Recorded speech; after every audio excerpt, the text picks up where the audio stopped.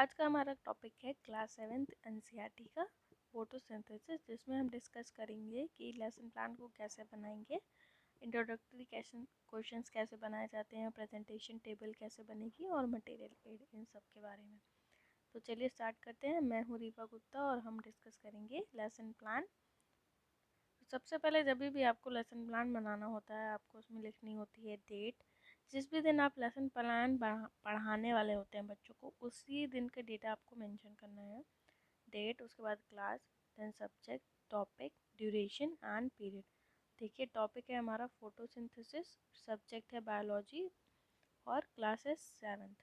देखिए, जब भी आप सब्जेक्ट बायोलॉजी इसमें इसलिए लिखा है क्योंकि जब हम लेसन प्लान बना रहे होते हैं ना, तो उसमें दो पार्ट में एक्चुअली डिवाइड हो गया, एक साइंस और biology.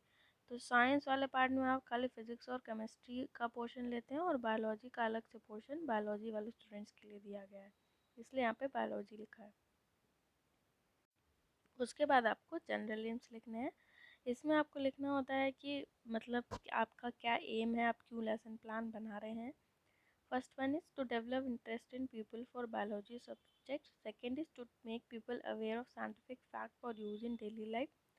Third one is to develop scientific attitude in people. Fourth, to develop logical and analytical thinking in students. And the fifth one is to develop problem solving ability in the pupil. उसके बाद heading हमारी आती है सब specific objectives की, जिसमें आपको एक टेबल बनानी रहती है। यहाँ पे आप सीरियल नंबर लिखेंगे, वैसे 1 2 ऐसे करके। ये यहाँ पे आपको लेवल्स लिखना है। देन आपकी आती है हेडिंग सब ऑब्जेक्टिव्स की। लेवल्स हमारे 6 लेवल्स हैं और हर एक लेवल के में हमने दो दो ऑब्जेक्टिव्स लिखा हुआ है। जैसे कि आप देख रहे हैं, सबसे पहले हमारा नॉलेज लेवल है, उसमें हमने दो ऑब्जेक्टिव्स लिखे हैं। देन अंडरस्टैंडिंग लेवल, उसके लिए भी हमने दो ऑब्जेक्टिव्स लिखे हुए हैं। आफ्टर दैट आप देख रहे हैं कि ऐसी तरीके से हमने पूरी टेबल को कंप्लीट किया है। हर लेवल के लिए दो दो ऑब्जेक्टिव्स आपको लिख लेने हैं। उसके बाद आती है हमारी हेडिंग मटेरियल एड्स की। जब भी आप लेसन प्लान बना रहे हैं, आपको कौन कौन सी चीज़ों की ज़रूरत है वो आपको यहाँ मेंशन करनी है। देन प्रीवियस नॉलेज, आप टॉपिक पढ़ा रहे हैं जो, उसके बारे में बच्चों को नॉलेज है कि नहीं, ये आपको यहाँ मेंशन करना है। अब आ गया हमारा इंट्रोडक्टरी क्वेश्चंस का क्वेश्चन, जिसमें हमें 5 क्वेश्चंस बनाने हैं। हमारा क्या टॉपिक है, फोटोसिंथेसिस है। तो फोटोसिंथेसिस का जो क्वेश्चन है वो हमारा लास्ट क्वेश्चन आना चाहिए वहाँ से, क्योंकि उसके बाद ही हम इंट्रोड्यूस करते हैं टॉपिक। तो देखिए, जिगजैग पैटर्न में हमने क्वेश्चन को फॉर्म किया है। पहला क्वेश्चन है, what do we need to perform the daily activities of life? We need energy to perform the daily activities of life. From where do we get energy? We get energy from food.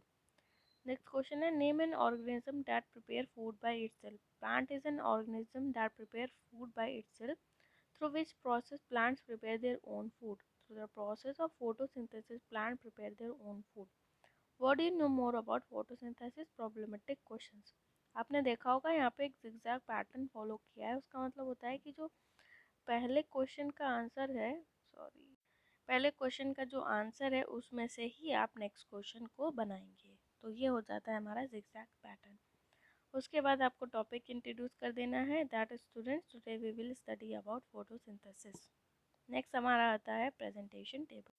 अब हम बनाएंगे presentation table. इसमें आपको क्या क्या बनाना है, देखिए, सबसे पहले आपको इसमें टेबल जैसी फॉर्म बनानी लेनी है। इसमें सीरियल नंबर, टीचिंग पॉइंट लिखना है, people teacher activity and student response.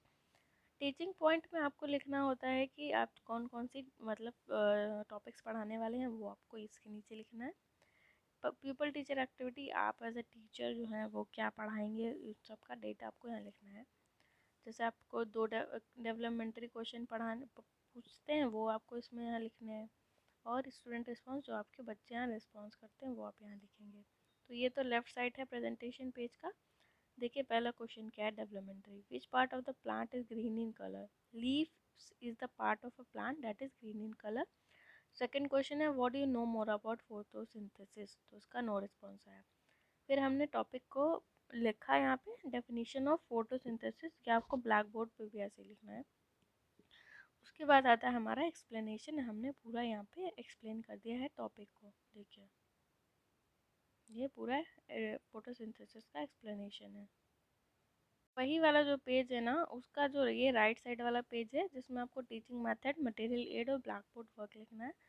Teaching method में देखिए आपको क्या लिखना होता है। आप जो डेवलपमेंट्री क्वेश्चन और एक्सप्लेनेशन लिखते हैं उसमें आपने कौन सा टीचिंग मेथड यूज़ किया वो आपको यहाँ लिखना है। मटेरियल एड आप विजुअली कैसे एक्सप्लेन करेंगे टॉपिक को वो, और ब्लैक बोर्ड वर्क जो आप ब्लैक बोर्ड पे क्या लिखते हैं वो आपको यहाँ लिखना है। अब देखिए हमने डेवलपमेंट्री क्वेश्चन के लिए क्वेश्चन आंसर मेथड यूज़ किया है तो हमने ये यहाँ लिखा हुआ है। नेक्स्ट हमारा एक्सप्लेनेशन मेथड हमने कहाँ यूज़ किया है, एक्सप्लेन करने में टॉपिक्स को हमने एक्सप्लेनेशन मेथड का यूज़ किया। ये हमारा मटेरियल एड है and this is the black board work. अब देख रहे हैं जैसे कि आपको ये मटेरियल एड में आपको फोटोसिंथेसिस का ही डायग्राम बना हुआ है। ये पूरा कंप्लीट डायग्राम है इसका। नेक्स्ट हमारा टीचिंग पॉइंट आता है प्रोसेस ऑफ फोटोसिंथेसिस, जिसके लिए हमने दो डेवलपमेंट्री क्वेश्चन लिखे हैं। In which part of the plant does photosynthesis occur, photosynthesis occur in leaves of plants, what do you know about the process of photosynthesis. तो no response. तो अब हमने पूरा प्रोसेस जो है वो एक्सप्लेन यहाँ पे करना है।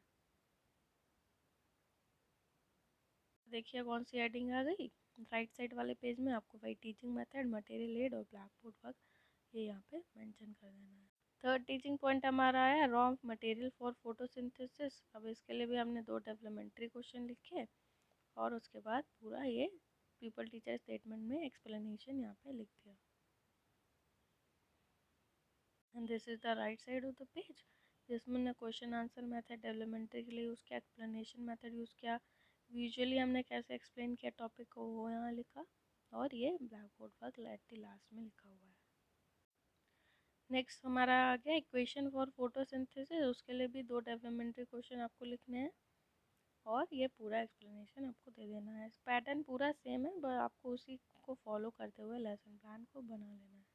मेन प्रॉब्लम जो आती है बस वो उसी में आती है कि इंट्रोडक्टरी क्वेश्चंस को कैसे बनाएं। बाकी तो आपको प्रेजेंटेशन टेबल बनाने में कोई प्रॉब्लम नहीं है, आपके पास बुक रहती है तो उसी में से आपको कंटेंट जो है इजीली अवेलेबल हो जाता है।